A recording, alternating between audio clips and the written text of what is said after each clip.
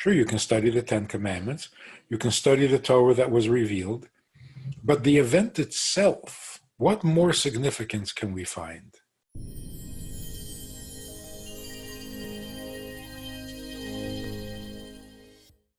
If we were to choose a topic for tonight, of course it would be getting ready for Shavuot,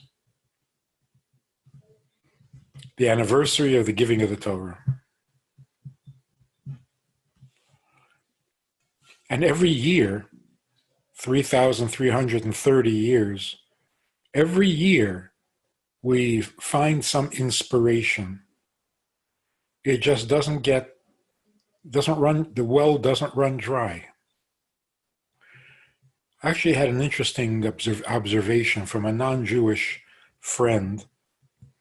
We were talking about Sukkot, and we're talking about the significance and the meaning of the esrog, the citron, that is part of the four plants that we use on Sukkot. The significance of that plant, it's not a lemon, and it grows only in certain areas in Italy. It's a citron. What's unique about that fruit is that it stays on the tree the entire year. So the theme of the four species, the theme of Sukkot, is unity. Each of the four plants represents unity. For example, the lulav, which is a palm branch, all the leaves grow tightly side by side, where you can't even see a distance between them. Eventually they open up, I think, but you take the lulav when it's still very tightly united. The myrtle has 3 leaves growing out of the same spot on the twig, and the willow grows in very thick clumps and very thick bushes. So, in what way does the esrog, which is just a single fruit, how does that represent unity? So the answer is it represents unity because it unifies the four seasons. It stays on the tree through all 4 seasons. This is 3,330 years old. A few years ago, we were talking about it at a sukkah party, and I mentioned that the previous Rebbe's father made the observation that it's not that the fruit stays on the tree through all the seasons. That is not so impressive. What's really impressive is that the fruit grows from each of the 4 seasons. It grows from the cold and it grows from the heat. It grows from the dry and it grows from the wet. In other words, anything you throw at it, it will thrive from whatever condition there is. This non-Jewish friend who was sitting there in the sukkah has a son who is a quadriplegic, but a very happy kid.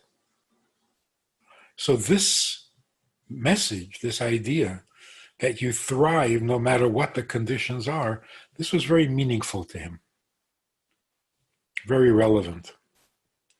And he made this observation.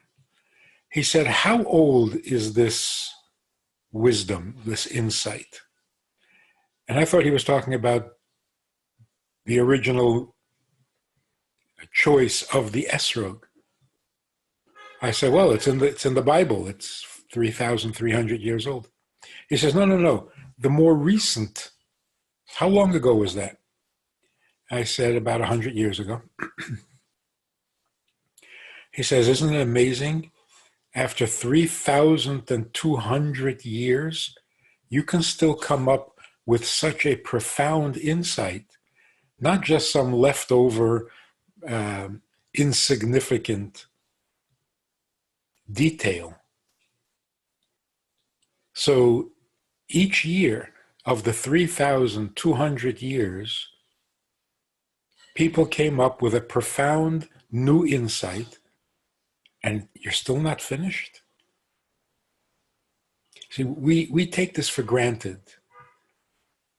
There was the written Torah, that became the oral Torah. Then there was the Mishnah and the Gemara, and then there were the codes, the Rambam, and it just keeps getting deeper and deeper. Torah continues to evolve, to unfold. Then we had Kabbalah revealed, then we had Hasidus, and it just keeps getting deeper. We take it for granted. But the observer, the outsider, noticed that this is really quite amazing. How do you keep finding these? In other words, the Torah is so rich that no matter how long you dig in it, you will continue to find diamonds. So here we are trying to find a new diamond concerning the event at Mount Sinai. God came down to Mount Sinai, gave us the 10 Commandments, and Moshe broke those tablets when the Jews made the golden calf.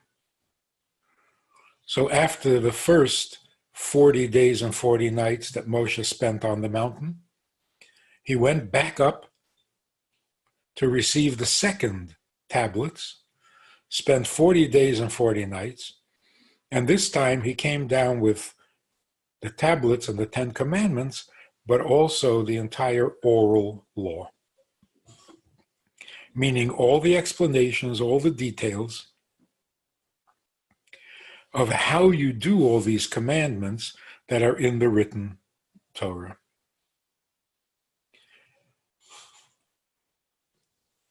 That's what was revealed at Mount Sinai.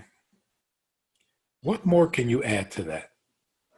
Sure, you can study the 10 Commandments, you can study the Torah that was revealed, but the event itself, what more significance can we find? In the Haggadah, the author makes an interesting observation. It's about 1,000 years later.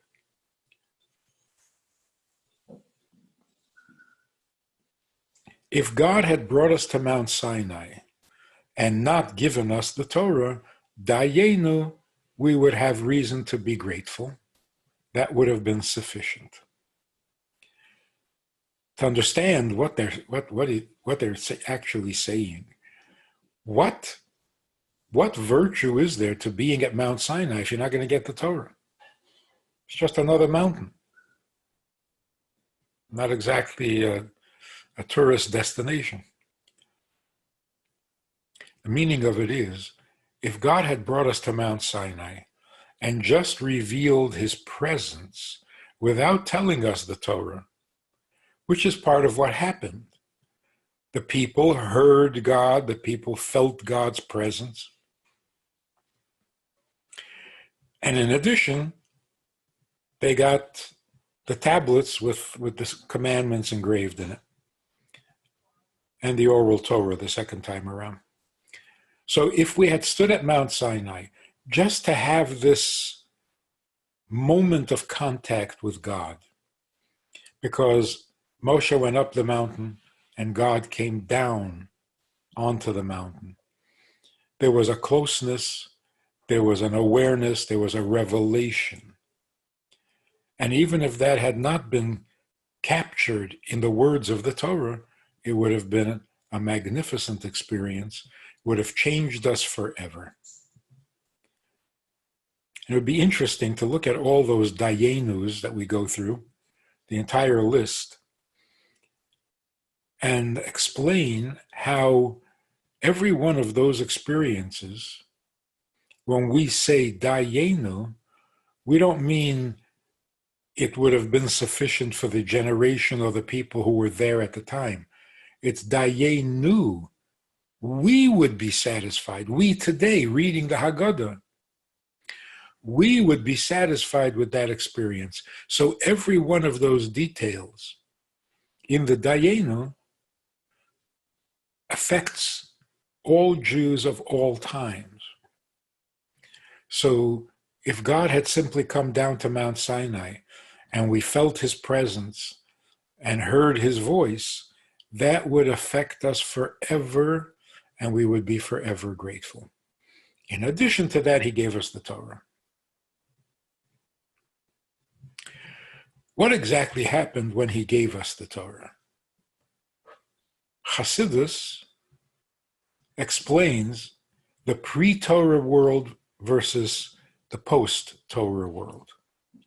In the pre-Torah world, you had magnificent, awesome holiness. Avraham, Yitzchak, Yaakov, Yosef, the tribes, the tribe of Levi. The holiness is indescribable and beyond our imagination. And that's why we're always referring back to them. The God of our fathers, God of Avraham, God of Yitzchak, God of Yaakov. Their holiness and their godliness was awesome. But it didn't affect the world. It didn't affect the physical condition. The physical remained mundane. The people, the moments, the experiences, God spoke to Avram, God asked Avram, those were awesomely godly, but the place in which it happened, the materials with which the mission was fulfilled, they did not become godly. They remained physical. And once they served their purpose, they were discarded.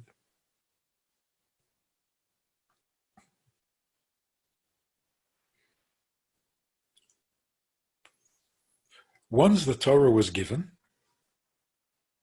godliness became available to the physical objects. A pair of tefillin, when you wear it, becomes an object of godliness. That would not happen before the Torah was given. The spiritual and the physical were opposites, and never the twain shall meet. That's how the world was created. Those were the natural borders. What is heavenly, what is earthy, and they have nothing in common. By giving us the Torah, by giving us the mitzvahs, when you put on the tefillin, you are wrapping a leather strap around your arm and around your head, and at the same time, you are fulfilling a divine pleasure. So what would you say you're doing when you put on the tefillin, or light the candles, or eat a piece of matzah on Pesach? What are you doing? Something physical or something spiritual? Not spiritual, godly. The answer is both. By giving us the mitzvah in physical form, the physical object of the mitzvah does become godly. It becomes holy. You're not allowed to discard the tefillin, even if they become invalidated, damaged. But once holy, you got to treat it with holiness. The parchment of a mezuzah, the Torah scrolls, they are physically holy. They are objects of godliness. So what happened at Mount Sinai? This law this natural law that heaven is heaven and earth is earth, and that they are distant from each other and cannot be brought together, the Torah brought them together. In fact, the sages say the Torah was given to make peace on earth. Peace with whom? Of course, it would be nice if there was peace on earth, that people got along. But the first peace that the Torah brings is a peace between heaven and earth. If you enjoyed this conversation or this topic, and you're looking for more information, or you want to hear it again from another angle, there's a way to do that. And that is in this book. It's all there. Order it from Amazon. You can read it, reread it, and share it. I want to invite you to join us as VIPs, partners in our work, and join us also for a personal chat with other members of the VIP club. We talk about many things. There's an opportunity to ask, to respond, to make a comment, to meet the other supporters. And together we can really make a difference in Jewish life and in life in general. So join us. It's goodtoknow.org. Log in, call, make contact, and join us with the VIPs.